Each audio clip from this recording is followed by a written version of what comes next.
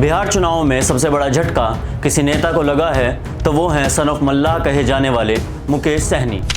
अपनी ही सीट, अपना ही गढ़ और फिर भी करारी हार। क्या गलत हुआ? क्यों जनता ने उन्हें पूरी तरह नकार दिया? और क्यों मल्लाह राजनीति का यह सबसे बड़ा चेहरा आज जीरो पर आकर खड़ा है? आज हम बात करेंगे वीआईपी प्रमुख मुकेश सहनी की उस हार की जिसने उनकी पूरी रणनीति और राजनीतिक भविष्य पर सवाल खड़े कर दिए हैं। महागठबंधन की तरफ से बड़ी उम्मीदों के साथ उतरे मुकेश सहनी आखिर क्यों अपना किला भी नहीं बचा पाए? कभी सन ऑफ मल्लाह की पहचान बनाने में सफल रहे मुकेश सहनी इस बार अपनी ही उस इमोशनल अपील को बचा नहीं पाए। उनकी जाति आधारित राजनीति एक बड़े वोट ब्लॉक को जोड़ने में नाकाम रही। मल्लाह समाज के वोट उसी तरह ट्रांसफ़र नहीं हुए जैसे उनके कैंपेन में दावा किया था। लोगों ने नई राजनीति, मजबूत नेतृत्व और स्थिरता को प्राथमिकता दी। चुनावों से पहले मुकेश सहनी ने सीट बंटवारे में आक्रामक रुख दिखाया। वो 25 से 30 सीटों की मांग कर रहे थे, लेकिन ग्राउंड रियलिटी उन दावों से मेल नहीं खाती थी। रिजल्ट बताते हैं कि वीआईपी का कैडर, बूथ मैनेजमेंट और ग्राउंड नेटवर्क बेहद कमज़ोर था। सीटें ज़्यादा मांगने की जिद और जीतने लायक तैयारी कम।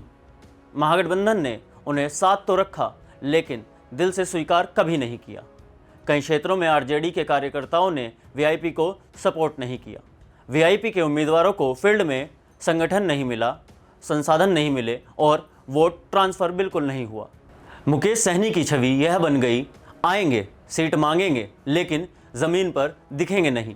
एनडीए की जो संयुक्त हवा चली उसने वीआईपी की पूरी उम्मीदों को उखाड़ दिया। महिलाओं, लाभार्थियों, युवा और ईबीसी वोट्स जिस पर सहनी दावा करते थे वो पूरा झुक गया एनडीए की तरफ। वीआईपी का कोई मुद्दा एनडीए के बड़े नैरेटिव के सामने टिकता ही नहीं दिखा। इस बार के बिहार चुनावों से अन्य राज्यों के लिए भी एक बड़ा संदेश यही है, वोटर अब सिर्फ जाति से प्रभावित नहीं होता है, वह स्थिर नेतृत्व, भरोसा और ठोस काम देखता है। वीआईपी न तैयारी दिखा पाई, न संगठन और न भरोसेमंद नेतृत्व। इसलिए जनता ने साफ साफ कह दिया, no seat, no support, no chance. खुद को बिहार की सत्ता की मास्टर की कहने वाले विकासशील इंसान पार्टी के प्रमुख और सन ऑफ मल्लाह के नाम से सुर्खियों में रहने वाले मुकेश सहनी आज सदमे में हैं। पिछली बार तेजस्वी के धोखे के बाद एनडीए के साथ चले जाने वाले सहनी को सीट के साथ सम्मान मिला, लेकिन एक बार फिर से तेजस्वी से धोखा खाने के बाद उन्हें इस बार ना तो सीट मिली और ना ही सम्मान।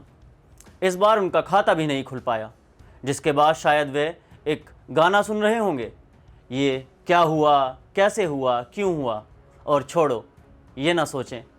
बहरहाल एक भी सीट नहीं जीतने वाली महागठबंधन की वीआईपी पार्टी के प्रमुख और महागठबंधन के डिप्टी सीएम प्रत्याशी मुकेश सहनी ने भी इस रुझानों पर अपनी प्रतिक्रिया दी है। सहनी ने अपनी हार को स्वीकार तो किया, लेकिन साथ ही कहा कि एनडीए ने माताओं बहनों को बरगलाकर यह वोट हासिल किए हैं। उन्होंने कहा कि जनता 1000 समस्याएं भूल गई और 10,000 देखकर एनडीए को वोट दे दिया। उन्होंने कहा कि अब वो जनता के साथ खड़े रहेंगे ताकि उन्हें किसी तरह की धोखाधड़ी का सामना ना करना पड़े। अगर नीतीश कुमार अपने वादों के अनुसार शेष राशि समय पर जारी नहीं करते हैं तो जनता वही करेगी जो इस बार महागठबंधन के साथ किया, उन्हें घर पर बैठा देगी। हालांकि इस दौरान वे अपनी हार को स्वीकार तो कर रहे थे, लेकिन एनडीए की इतनी बड़ी जीत से सहज भी नहीं थे। वह बोले, फिलहाल के लिए हम जनता के इस फैसले को स्वीकार करते हैं और एनडीए को बधाई देते हैं। हमने कभी कल्पना भी नहीं की थी एनडीए को इतनी बड़ी जीत मिलेगी। हालांकि उनका कहना है कि महागठबंधन के मूल वोट उनके साथ ही रहे, लेकिन बड़ी संख्या ने, खासकर महिलाओं ने नीतीश कुमार को खुलकर वोट दिया, जिसके कारण इस तरह का बड़ा जनादेश एनडीए को मिला। इस दौरान वे बोले कि पहले गरीब अपना वोट बेचते थे, पहले कुछ दबंग लोग अंधेरे में चले जाते थे और पैसा बांटकर जनादेश चोरी कर लेते थे, विधायक, सांसद और मंत्री बना लेते थे, सरकार बना लेते थे। हम लोगों ने इस जनता को जागरूक किया, लेकिन लोगों ने अपना पैटर्न बदल दिया। अब दिन के उजाले में इलीगल काम लीगल तरीके से होते हैं। जनता को बताया जाता है कि चावल मैं अपने घर से दे रहा हूँ, 10,000 रुपये अपनी जेब से दे रहा हूँ। इस नाते लोगों ने वोट कर दिया, लेकिन ये पैसा तो राज्य की जनता का ही था। बहरहाल अब प्रचंड हार के बाद मुकेश सहनी भले ही कुछ भी कह रहे हों, लेकिन यह एक सबक भी है कि राजनीति में दूरदर्शी सोच ना होने का परिणाम भुगतना होता है। मुकेश सहनी की यह हार सिर्फ एक चुनावी परिणाम नहीं, यह एक राजनीतिक चेतावनी है। अगर वे आने वाले समय में अपनी राजनीति, अपनी छवि और अपने संगठन को मजबूत नहीं करते हैं तो उनकी राजनीति सिर्फ सन ऑफ मल्लाह के नारे तक सीमित रह जाएगी। तो क्या सही में मुकेश सहनी की हार उनकी खुद की गलतियों का नतीजा है?